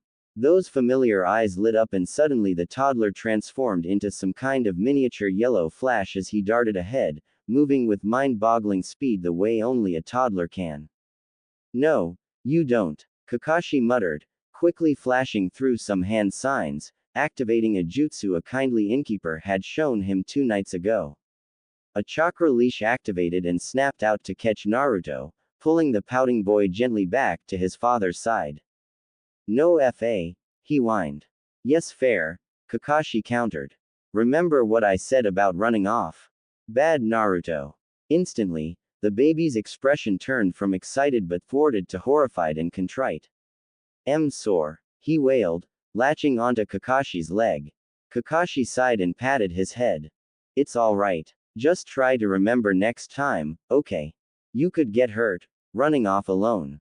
Naruto nodded, a toddler's promise to be good, and together the pair approached the gates. One of the 2 Chunin guarding the gate glanced up as they came into his field of vision. Seeing only a young man and a small child, not likely to be threat, he glanced back down, only to do a double take as the man's identity and the fact he was traveling with a toddler of all things made it through to his head. Kakashi-san, yelped Chunina. Kakashi neither knew nor cared what his name was, tired as he was. Why you're back, stuttered Chunin B. Kakashi nodded once as he paused at their booth, his single eye sparing them a glance before fixing back on Naruto with parental paranoia. The village has missed you, offered Chunin A. Kakashi spared a second in his Naruto watching to shoot him a dull look. Chunin A winced. Who is this? Chunin B tried, looking at where a small blonde person was trying his utmost to push the heavy gate into the village closed. His name is Hatake Naruto, Kakashi said shortly. He has no passport. However, as an Anbu, I can authorize his entry. So just mark my name on your list and wave us through, okay? Yeah, you can do that, Chunin B agreed quickly, scrawling something down on the nearest scroll. Go on through. Don't forget to hand in your report, and, it's good to see you back, Kakashi-san. Kakashi gave a snort of disbelief, but summoned Naruto to his side with a tug on the chakra leash and moved through the gates. Chunin-A didn't seem able to let it go. Wait, Hatake Naruto, is he related to you? Like, your kid, or, ouch. Kakashi smirked without turning to see what had happened. He knew. Chunin-B had just stomped Chunin-A's uncovered toes. Quite hard, from the sound of it. Beside and below him, Naruto was practically writhing in excitement, and Kakashi idly wondered how long until he exploded. He could practically hear the kid's gears whirring 10 times faster than usual, trying to keep up. His head swiveled, obviously attempting to take in everything going on around him as they began their way too long walk to the Hokage Tower to report, Naruto sliding his small hand into his father's for a measure of reassurance in the new, exciting and slightly frightening place. They had nearly made it when. Dynamic entry. Ah, crap, Kakashi said, firmly and loudly. Glancing down, he tugged on the hand in his. You're never to say that word, you hear? He said sternly to the kid. Naruto, who had been watching a confrontation between a pigeon and a shopkeeper on the other side of the road, turned his big eyes up to look at Daddy. Oh ah, he said, thumb in mouth and oink balanced precariously on his elbow. Kakashi twitched. Cute. My youthful rival Kakashi. You have returned. Yosh. Today the springtime of youth are in full bloom. It is good to see you again, my friend. Naruto, suddenly devoid of the adventuring courage he'd possessed until the spandex-wearing creature had appeared before them, tugged his hand out of Kakashi's and suckered himself to the man's left leg like some kind of particularly stubborn barnacle. Wrapping his arm around Kakashi's shin, his cheek rested neatly in the cleft of Kakashi's knee, his other thumb still firmly in his mouth. I have missed you, rival Kakashi. Guy was declaring to the rapidly emptying street. Do not think I have forgotten our competition. No, you will not escape that easily. The flames of youth will triumph over your hip and coolness. The score currently stands at 15-16, in my favor. We shall. Oh, who is this champion of youth who stands close to you? Kakashi debated the pros and cons of several answers, but Naruto saved him the trouble by pulling his thumb out of his mouth with a wet popping noise and slapping the slimy "ew" hand over his left ear, saying, "E-O-U, daddy." Owie. Kakashi bit back a snigger. Yes, he is, he agreed, patting the blonde head consolingly. Guy looked from tall to short Hatake and back again. Kakashi, am I right in thinking that you understand his youthful words? He asked, slightly confused. Kakashi nodded shortly. I do. He said. He's loud, daddy. Ouch. So, please. Inside voices, Guy, you're hurting his ears. Ah, I am sorry, young Guy. Inside voices. I am sorry, my young friend. Guy tried again. I will keep my voice lowered. And if I can't, I will swim 50 lengths of the river whilst chewing rocks. And then, did you say, Daddy? Kakashi sighed slightly. He was torn between amusement and dread at this conversation. Ah, well, might as well get it over with. Squaring his shoulders, he said, I did. Guy, this is my son. Naruto, this is Guy-san. For a moment, Guy looked remarkably un-Guy-like. His grin slid off his face, to be replaced with a grim sort of expression Kakashi had rarely seen, which looked rather out of place on Guy's features. Your son, he repeated seriously. Who is his mother? Girl from the village I was staying in, Kakashi said, meeting the green-clad Chunin's eyes unflinchingly. Guy frowned at him. Kakashi, my friend, while I understand you wishing to keep your son, was it not perhaps unwise to tear a son from his mother? Guy asked in a low voice, dark concern tinging his question. After all, what do you know about raising a child? Hung unsaid but unmistakable in the air between felt himself stiffening and drawing up to stand at his full height in a response to the query, one hand reaching to rest possessively on Naruto's messy head. Kita is dead, he said flatly. It was accept responsibility for the child or abandon him for his village to raise. I believe I took the only option. Guy closed his eyes for a moment at the news, and Kakashi cringed as was he suddenly enveloped in a hug. I am sorry for your loss. The loss of love at such a young age is ours. My heart bleeds for you, my rival. This was shouted at the top of Guy's powerful lungs, right into Kakashi's right ear. Can't breathe, he muttered, and Guy eventually released him. Tears were streaming down the other man's cheeks. Kakashi winced. He cries so easily. Again, he swore he heard Obito's hysterical laughter. Guy, it's okay. Really. It was 18 months ago, when Naruto was born. I'm fine. Seriously, Guy, stop crying. Tears are unyouthful. There we go. Guy wiped his eyes, the flood of manly sobs dying down rapidly. In a few moments, he was calm enough to grin again. He knelt before the Hatake pair, putting himself roughly on Naruto's level. The blonde surveyed the weirdo warily. Hello, most excellent and youthful child of my rival, Kakashi. He said brightly. I am Maida Guy, Konoha's green beast. Naruto frowned, tilted his head, looked Guy up and down with his bright blue eyes, and then leaned around his father's leg and said clearly, Froggy. Then he placed his thumb in his mouth and held up his other hand for his father to lift him. As Kakashi obeyed, hoisting the child into the air, he couldn't help it. He began to laugh. A small shadow crept across the floor, raised up on tiptoes to minimize noise. Sunlight peeked in through the window and bounced off bright golden hair, making the shadow shine a little in the small, one-room apartment. Grinning, Naruto took 2 more steps and pounced. Kakashi jolted awake as something small cannonballed his stomach. Oof. Daddy daddy up up up. Naruto squealed from his midriff. Unfortunately, by the time Kakashi realized who had attacked him, he was halfway through a counter move and a second later had Naruto pinned beneath him, one arm firmly behind him and a kunai pressed at the back of his neck. There was a 2-second pause before Kakashi snatched the knife away and let Naruto's twisted arm go, pushing himself up to get his weight off the small, fragile body. He felt sick. Naruto was so small, he must have hurt him. He'd attacked him. A baby. He was a horrible guardian.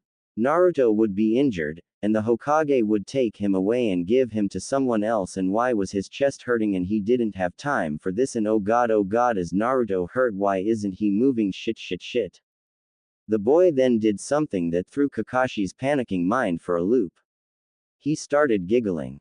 Naruto had been stunned when Daddy had flipped him over and pinned him face down on the mattress, and it had taken a moment to realize what had happened, and then that he'd been let go. Then, he'd started to laugh. Daddy was good at playing. This was a fun game. Sitting up, he squirmed around until he was facing Daddy once more and dived at him again, head-butting his chest and attempting futilely to force Daddy back down on the bed. One of Daddy's arms came up around him, pinning him again against the man's chest this time, and Naruto squealed happily, wriggling energetically in his grip. Kakashi's mind was frozen, unsure of how to respond to this situation. Clearly, the blonde wanted revenge for pinning him down like that. Kakashi's gut clenched guiltily, but he was grinning like a mad thing and his squeals didn't sound angry, scared or frustrated. No, instead he seemed almost happy. Kakashi was suddenly seriously concerned there was something very wrong with the boy.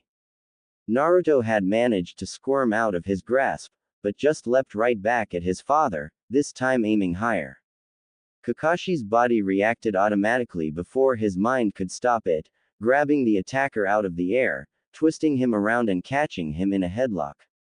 Kakashi froze. Crap. Once was enough, but then I went and did it again.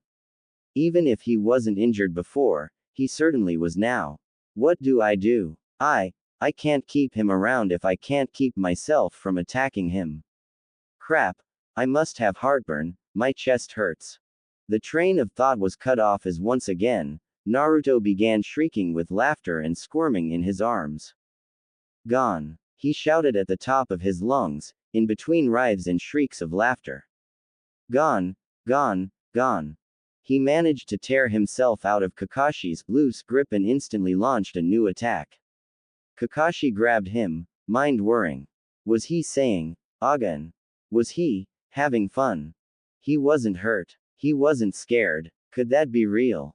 Looking down at the grinning blonde, however, Kakashi had to concede that yes, he was having fun. This was all a big game to the toddler. Hell, I want to live in Naruto's mind, he thought to himself, hesitantly reaching to swing the child into the air and then toss him gently down onto the mattress again. It had been 3 days since they had returned to Konoha. Kakashi had set up a crib in his small, one-room apartment, but the little brat had recently figured out how to escape from it. Bloody imaginative children. Child safe should mean child safe, damn it.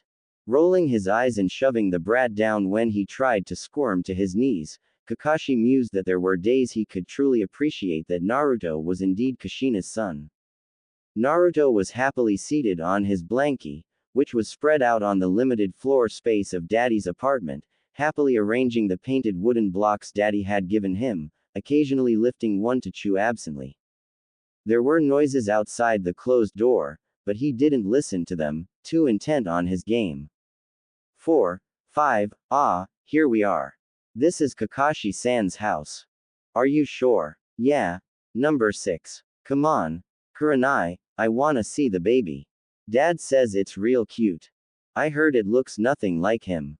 I'm not even convinced the baby exists, with all the rumors flying around. Oh, hey, Genma, are you visiting Kakashi-san too? Yeah, I'm curious as to how he got the kid in the first place. I'd figure the usual way, Genma. You think? I just always thought Kakashi was too, I don't know, frigid for any kind of intimate interaction. Che, please. There's a complete difference between shunning human contact and refusing. Anko, why are you here? Same reason you are, dumbass. To see the baby. Well, mostly to see if I can get into Kakashi's pants, but it amounts to the same thing, really. What? No, it doesn't. That's sick, Anko. Cough, cough, cough. Hey, Yugo and Hayate. You here to see the kid, too? Duh. Cough, cough. Yes. Cough. The door swung open and Naruto glanced up from his game to see a whole bunch of people there. But they didn't move, so he ignored them, unaware or uncaring of their conversation. That's him. Why is he alone? Cough, cough. Are we sure Kakashi is up to being a dad? He has to be. He doesn't have a choice, Yugo. He doesn't look anything like Kakashi. I don't know, he seems familiar. Well, I don't even think they're related. Cough, cough. How old is it, anyway? He is 18 months old. He's big. I don't think he's Kakashi's kid. Cough, cough, cough. Yes, we heard, Asuma. Now shut up. All I can say is, she must have been hot to finally break down Kakashi. Anko, Kakashi's been sleeping with people for years. Mission stuff. He just doesn't do it for recreation. Man, what a tool. Cough, cough. Don't be mean. Naruto, totally unaware that the strangers were currently discussing his father's exploits, began arranging the blocks so that the katakana characters on each one strung together to make words. He'd been taught the beginnings of reading by one of the white-faced men that used to look after him. He didn't notice that the watching crowd had gone silent as he spelled out, doggy, froggy, yes, up, and a funny arrangement he'd been shown by Bear that always got interesting results out of the grown-ups. When he was done, he had about 6 blocks left over. He examined them, but couldn't make any more words out of the sounds painted on them, so with a sound of disgust, he lifted one of them and threw it at the bucket they'd been stored in, which was standing at the opposite end of the blankie. He'd been taught how to throw stuff by a pair of the white-faced men, and had lots of fun practicing it, so he quickly threw the remaining 5 blocks at the bucket, grinning delightedly at the clanging sounds they made when they landed neatly in the metal container. The watching teenagers had begun whispering again. Cough, cough. Did you see that? He's 18 months old. Well, it's definitely Kakashi's kid. Bang goes the baby snatcher theory. He's so cute. Cough, cough, cough. Look at the words he spelt. He got shuriken right. How did he do that? Oh, great, another super freak. Cough. Kakashi will be horrible. There'll be no living with him. Come on, let's go inside. I'm sick of standing in the hallway. Naruto looked up in alarm as there was a sudden movement and all at once a half-dozen strangers rushed inside, right at him. Instantly, he screamed, flinching backwards as he shrieked at the top of his lungs in the desperate hope that Daddy would come and rescue him. There was a loud crash and a tinkle, and Daddy burst through the window in a shower of broken glass, landing in front of his son in a battle-ready position, kunai out in a feral father mode touch my son and die look in his eye. Naruto stopped screaming and instead grinned at the suddenly petrified strangers. After a moment, Daddy seemed to relax, lowering the shiny knife thing Naruto was never allowed to touch. Asuma, Kurenai, Genma, Yugo, Hayate, Enko, do I even want to know why you are causing my son to scream in holy terror? He asked darkly. The others winced in unison. Hayate moved his hand to his mouth and his shoulders shook as he coughed. We didn't mean to scare him, Kurenai said softly. We didn't know he'd be afraid of us. He has a good head on his shoulders. Stranger danger, and all that, Kakashi retorted, placing his kunai back in his pouch and turning to lift the toddler making desperate, up, motions off the glass shard-covered ground. Asuma, Genma, I'm choosing to blame you, meaning that it's now your job to fix the window I'd just finished repairing when I was forced to crash through it to rescue my son from unknown assailants. The guests had the grace to look ashamed, and Asuma and Genma began to mutter their agreement while the others sheepishly tried to sweep or gather up the sharp glass pieces. Within 20 minutes, the apartment was cleaned and child-safified to Kakashi's satisfaction. He settled on the bed, holding a shy Naruto on his lap, and said, okay. Now that he isn't in danger in his own home, cue dirty contrite looks. This is my son, Hatake Naruto. Naru, these are a bunch of idiots. Say hello. Happy now that Daddy was holding him, Naruto flashed a smile around the room and waved a small hand, saying, Io. Okay. Why are you all here? Kakashi asked before his guests could speak. The group of teenagers in his apartment alternately frowned, grinned and coughed. To see the baby, silly. Yugo said brightly, patting Hayate on the back as he dissolved into a coughing fit. Kakashi frowned at him suspiciously. He had better not get Naruto sick, he threatened ominously. Okay, you've seen him, can you leave now? Ah, Kakashi-kun, pouted Anko, sitting close to him on the bed and sliding her arm around his back. Yeah, Kakashi, don't be mean, Genma added. We brought presents, Kurenai announced, offering Kakashi the brightly wrapped package. Wouldn't be a baby shower without them. Agreed Asuma, his grin positively evil. There was a pause as everyone waited for Kakashi's reaction. I hate you all, he said dully. Fine, have at it. Naruto's eyes had lit up and he reached for the shiny, bright-colored box held in the tall woman with red eyes hands. Pweti. He cooed as his father allowed him to catch and chew the ribbon it was tied with. Kakashi seriously considered setting off a bomb just to clear his apartment. If not for the fact that Naruto was also in the room, he probably would have. Knock knock, called a cheerful voice from the opened doorway. Kakashi glanced up and groaned aloud when he saw some of the adults, his sensei's generation, poking their heads in. We heard there was a party going on here, Inoichi said brightly. I'm hungry, commented Shuza as he forced his way through teenagers, somehow squeezing into the small room. All this baby stuff is so troublesome, Shikaku added, dropping a box onto the gradually growing pile on the table. I wouldn't even be here, but my wife nags, and when Sum told her, man, marriage sucks. And the kid cries, you know. He's not even properly toilet trained. Ick. His blonde friend patted his shoulder sympathetically. I know what you mean. My daughter's impossible. Everyone, make a hole. Sum began bodily shoving at the people between her and the teenage boy cowering on the bed, curled protectively around the baby. People scrambled and banged into each other, trying to tackle the logistical nightmare that was allowing movement in the overly crowded room. Soon, Sum had made it to the bed, and she quickly shoved Anko aside so she could sit next to their host. Give me the baby, she ordered. Kakashi hesitated, but didn't really dare to disobey, so he cautiously handed a very clingy Naruto over to the wild woman. Naruto looked at him like he'd been betrayed, and Kakashi cringed, but didn't move to take him back.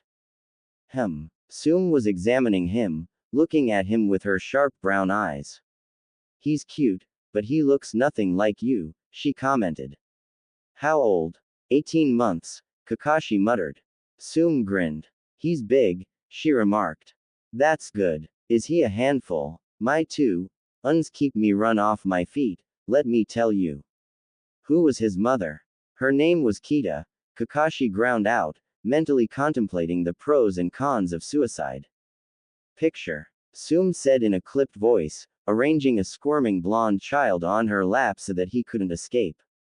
Kakashi dug in his pocket and pulled out the rather battered photograph of the fictitious woman he'd been given. Sum took it and clucked. Well, he definitely takes after her. Let me see. Anko demanded, grabbing it. Ooh, she was hot. See, Genma. The photograph was quickly passed around the room. Yes, he does definitely take after her, Kurenai said, holding the picture. But he has his father's eyes, see? Yugo added. His mother's color, but his father's shape. Kakashi suddenly joined Hayate in coughing. Yeah, I can see that, Sum agreed, peering at the kid. He smells similar too. Cough, cough, cough. Dynamic entry. Guy leapt through the empty window pane. Kakashi. Did you know your window seems to be missing?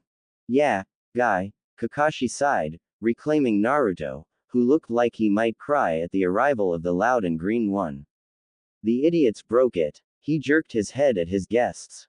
Yosh. How unyoutful. I shall fix your window, my friend. If I cannot, I shall do 500 laps of the village. On one foot. Where did Kakashi-san go? Kakashi had used the distraction Guy was to grab the toddler and run, and was now walking calmly down the street 3 blocks away while in his arms Naruto laughed and hugged him, and then began to suck his thumb again. Reaching to tug the thumb out of his son's mouth, Kakashi sighed heavily. If every day was like today, he wasn't sure he'd survive parenthood. Naruto. Get that out of your mouth. Naruto looked up, all innocent eyes and cute expressions. The effect was somewhat marred, however, by the kunai he was currently chewing the handle of, his hand awkwardly holding the somewhat dull but still sharp enough to cause damage blade. Kakashi was not impressed. Quote, the blonde considered, and, wisely, chose to obey, quickly placing the knife back on the table where he'd found it.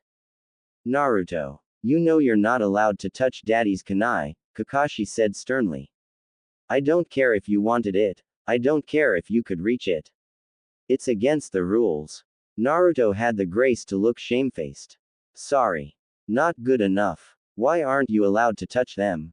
Kakashi pressed. Naruto bit his lip, tears forming in his eyes. Because, I see and get, her. He sniffed. And, you know me her. Right, Kakashi agreed. Inwardly, he was wondering how long it would take before Naruto no longer was reduced to tears each time Kakashi showed the slightest bit of displeasure in him or his conduct. No park today, he said firmly. He felt a bit guilty, really. Playing in the park was the only truly childish thing the kid did, but he couldn't keep picking up his kunai like that. Maybe it was time to start letting him use them rather than the wooden training ones Kakashi had been teaching how to throw and fight with. In that way, he'd certainly get a better appreciation for the deadly items. Another voice riled at the idea. He's just a baby, it argued, give him another year or so yet. Naruto nodded tearfully. I'm sorry, Daddy, he repeated, much more sincerely. Okay, Kakashi said, holding out his hand. Naruto toddled over and crawled into his lap, curling up against his chest with a sniff. Leaning back and looking up at the ceiling, Kakashi held the boy for a while, simply waiting for him to realize that the adult wasn't mad at him and he'd been forgiven. 1.5 years into this crazy assignment, Kakashi was much better at acting his part. Having read a great many books on parenting, he had quickly become familiar with such ideas as time out, clear boundaries, providing safe environments, frequent praise, and even recognizing and rewarding good behavior. Kakashi was proud to say he managed to follow the guidelines fairly well, all things considered. He'd been removed from active duty ever since he'd come home and had been given a monthly allowance comprised of pay for both long service leave and some bastardized version of maternity leave. At least, that's what the others Kakashi's age called it. Really, it was ongoing pay for his mission, but no one was to know that. As a result, he'd spent a lot, if not all, of his time with the kid. Unable to think of anything better to do, he'd started taking him training, teaching him the basics of being a ninja. He hoped that this didn't count as pressuring the child or putting unfair expectations on him. All the books agreed that such behavior was extremely detrimental. Naruto shifted in his arms and hugged him, a slightly chubby cheek resting on his collar. Kakashi automatically hugged him back. "Love you, Daddy," the small child sniffed. "Sorry. It's okay, Naruto," Kakashi repeated. "I love you too." Yes, he was used to speaking the words. He had gotten quite good at the affectionate touches that would reassure and comfort the child. That was another thing the books all said. A child had to feel loved, and there was no way Kakashi would let his, no, sensei's, son be miserable.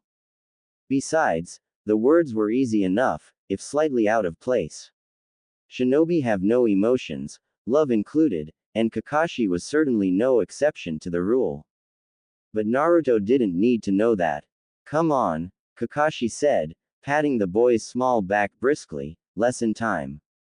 I'll tell you what, if you do an extra hour today, I'll let it be your punishment, and you can still go to the park." "Yeah." The 3-year-old cheered, spinning and wriggling until he made his way back to his own seat and pulling his workbook towards him. Kakashi took time every day to teach him reading, writing and numeracy.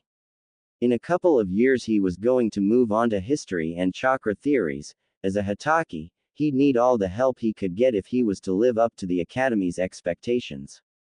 Not that Kakashi really minded what the Academy teachers and other students thought of him. He was just astute enough to realize that Naruto would. Dragging his chair closer to Naruto's, he leant over the child and, leaning his arm on the wooden table, began to coach him through his learning. Kakashi was settled on a comfortable couch in the dimly lit living room. He had a book of advanced jutsu open in front of him, and his eye flicked over it lazily. It was nearly 10 o'clock, and Naruto was accordingly fast asleep in his bedroom, his bedtime being 5:30. Kakashi was just thinking of joining the kid. In fact, he was tired. Pakun was lying on his stomach, snoring loudly. Today, he'd summoned the pack to keep Naruto company for a while, mostly to try and get the blonde used to the animals. The other 7 dogs had decided to leave a couple of hours ago, but Pakun had opted to stay. With a snort, the dog woke up and raised his head jerkily, a floppy ear twitching and his nose quivering. "Huh," he grunted in his gravely voice, sounding equal parts sleepy and curious. With a fond expression, Kakashi lowered his book and reached to scratch the pug's ear. "Dreaming, Pakun?" he asked. The dog closed his eyes blissfully, leaning into the caress. Right there, a little to the left. I just thought I smelled Jiraiya-sama. I was dreaming of that time he trailed off sleepily, and to Kakashi's very great amusement his hind leg started to kick in response to the hand now scratching his neck. Within 2 minutes, Pakun had been reduced to a few sleepy, disjointed mumbles like, chasing cats, exploding, running, grr. Then, he sat up like he'd been electrocuted and stared intently at the front door. "Pakun, what is it?" Kakashi asked, instantly on guard. "I thought I'd just dreamed it, but I'm sure now," the pug growled, "I can smell." About then, The front door slammed open and an all too familiar voice shouted at the top of his powerful perverted lungs, "Hello. Kakashi. Oi, where are you, brat? I know you live here. Oh, there you are." Kakashi looked up dully as the legendary Sannin, the great Jiraiya, walked into his living room as if he owned it. "Jiraiya-sama, please," the Hatake said, giving Pakun one last pat and picking up his book again. The dog snorted in disgust and lay down again. "It's late. You'll wake up the kid. What are you doing here?" "I came to see you, of course," Jiraiya retorted, sitting in one of the comfortable armchairs nearby. "Wanted to visit, see how you were going, maybe meet this new addition to the Hatake family I heard tell about." Kakashi carefully didn't react. Jiraiya was the only other person in the world except for the Hokage who knew Naruto's true origins. The Sandaime had written to him right away when Naruto was killed, telling him of the death, and Jiraiya had stormed back to Konoha to scream and rage at his old teacher and make a great number of unfair accusations. Sarutobi had waited patiently until the Sannin had screamed himself hoarse before quietly explaining the truth. Ever since then, Jiraiya had been kept up to date on the boy's status, though this was the first time he'd actually come to visit. "I had a hard time finding you, actually," Jiraiya was saying conversationally. "I had no idea you were planning to move back into your father's house." "I wasn't," Kakashi admitted. "But I needed the space, and it didn't seem right to sell this place and buy another house. Damn brat, upending my whole life." "They do that," Jiraiya agreed, grinning. Then he sobered. Is he happy?" Kakashi considered the question that was so much heavier than the weight of the words themselves. Eventually, he nodded, once. "I believe he is. He smiles often, and laughs frequently," he said slowly. Jiraiya looked a little relieved. "I brought him this," he said, holding out a stuffed toy frog. "His Minato had one like it, and I thought," he trailed off awkwardly, hoping he hadn't offended the silver-haired man who for more than a year had been father to the boy. At length, Kakashi nodded and took the toy. "I will give it to him," he promised shortly. The Sannin nodded, before his face split in a grin. "Hey, don't think I've forgotten you, kid," he added loudly. Kakashi winced. If Naruto woke up, this idiot legend could be the one to settle him again. "As your father's friend and your son's godfather, it is my sacred duty to introduce you to certain aspects of life," he declared. Kakashi took a moment to wonder when exactly he'd given permission for Jiraiya to become Hatake Naruto's godfather, but shook it off as a lost cause. Something orange and rectangular was shoved into his face. Blinking, Kakashi cautiously took the object, looking at it with a measure of curiosity. Then he lobbed it right back at its owner, hissing like a demon, "There is a child in the house. He can't read," Jiraiya protested, snatching the book out of the air. Kakashi raised his chin. "Can too," he said stubbornly, and childishly. Jiraiya blinked. "Already," he said. "I've been teaching him," Kakashi admitted. "And I don't want porn in this house." "Come on, Kakashi," wheedled Jiraiya. "This new series I've got, Ika Ika. It's already a hit. You're 18 now, you should have some fun. Think of it as a belated birthday present. What better way to celebrate being a legal adult in all circles than to do something adult only? There is a child in this house." Kakashi said every word slowly and carefully, enunciating as clearly as possible through gritted teeth. "Your godson, by the way. Oh, but if I ever find out he's been exposed to your corrupted teachings of birds and bees, in any form, at any age, I will kill you. Got it?" Jiraiya sniffed and put the book back into his pocket. Fine, he grumbled. "Such a spoilsport. No fun at all. Well, at least take this one." Kakashi frowned suspiciously at the soft yellow book that was offered to him, but he quickly recognized it as Jiraiya's first book Naruto, which he knew was totally smut-free. He took it carefully. "I know you already have your own copy from Minato, but I thought Naruto should have a copy, too," Jiraiya explained. So he can, see who he was named after. Kakashi nodded sharply, hands tightening around the book at the sharp reminder that he didn't name Naruto. Naruto wasn't his, didn't belong to him, this was just an act. Naruto would one day find out the truth and want nothing more to do with him. Why did the thought bother him? Why was his chest aching again? Bloody heartburn. You're probably right, he admitted grudgingly. He sighed and rubbed his temple. Look, not that I'm trying to get rid of you or anything, but I'm really tired, so do you think you could just, leave? Jiraiya grinned at him and opened his mouth to give a typical Jiraiya response, loud, exaggerated and with a dance routine to match, but a small voice stopped him. Daddy. The two adults both turned and looked in the direction of the murmured word. Standing at the bottom of the stairs, one hand rubbing his eye and the other holding Oink's tail as the scruffy dog trailed along the floor after him. Naruto, Kakashi said, sitting up and unsettling Pakun, who yelped and slid to the floor. What are you doing up this late? The blonde hesitated for a moment before his face crumpled and he rushed forwards, meeting Kakashi in the middle of the living room as the older Hatake stood and walked towards him. Ha! Ba! Dweam, he whimpered, holding up his arms. Kakashi didn't hesitate before swinging him up into his arms. A bad dream, Kakashi repeated, walking back to the couch and sitting back down on it. Pakun jumped up and curled up on the cushion next to them. What did you dream about? He held the trembling boy close as Naruto burst into tears and began to give him a broken description about being chased by big green monsters with huge fangs and red eyes. Coolin, movin, was Scar. He wailed. Kakashi rubbed his back soothingly, seeming not to notice the snot and tears gradually wetting his chest, soaking through his shirt. Shish, you just stay right here with me. I won't let any monsters get you, ever. Peep me? Naruto asked, lungs heaving with the after effects of his tears. I promise, Kakashi said seriously. Any monster that comes after you, I'll kill before he can touch you. And Pakun can bite their monster ankles.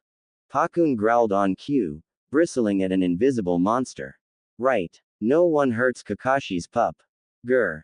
Naruto giggled, sounding much happier, and Kakashi ruffled his hair, holding him close to his chest and letting the sleepy 3-year-old fall back into sleep, comforted by his father's warm presence. Jiraiya took in the peaceful picture the two made, well aware and somewhat amused by the thought that he'd been totally forgotten. Soon, Naruto was happily sucking his thumb, snuggled against his father. Pakun had placed his head next to the boy in Kakashi's lap, and Kakashi had one hand on the small dog's head and the other arm hugging the blonde child.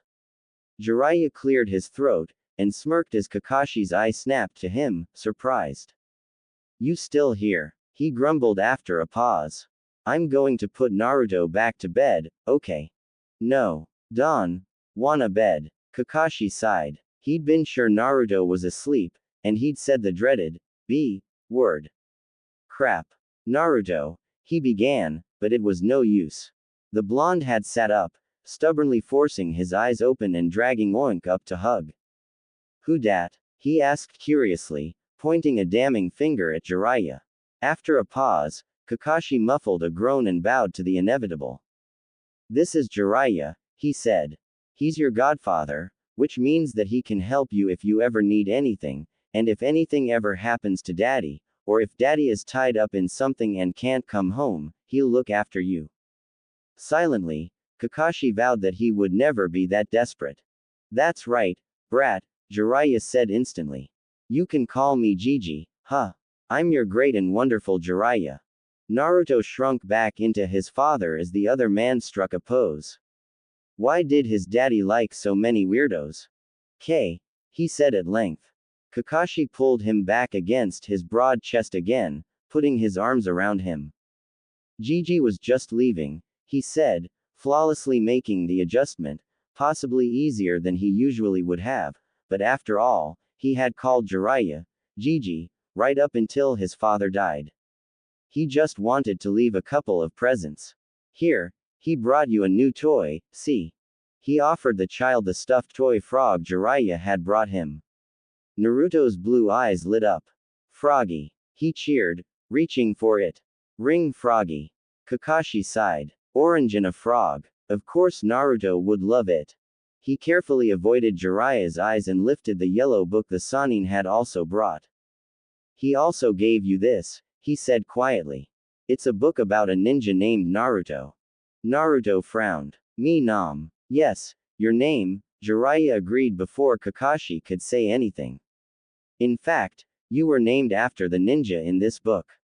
Written by me, the great Jiraiya, Toad Sage, legendary Toad Sannin of Daddy. Here, Naruto proved that he wasn't paying the slightest bit of attention and appealed to his father. Read, please. For ICP. Kakashi sighed yet again, but consented to lie back and let Naruto curl up on his chest. Alright, but only a little bit, and then you have to go back to bed, he cautioned. Naruto nodded sleepily, and with an amused glance in Jiraiya's direction, Kakashi opened the book and began to read. The land of fire was in chaos. War had spread to every corner, and the once great nation was struggling to find its feet even as disaster ravaged it like a raging fire. Growing in the midst of this mayhem, safe for now in his hidden village,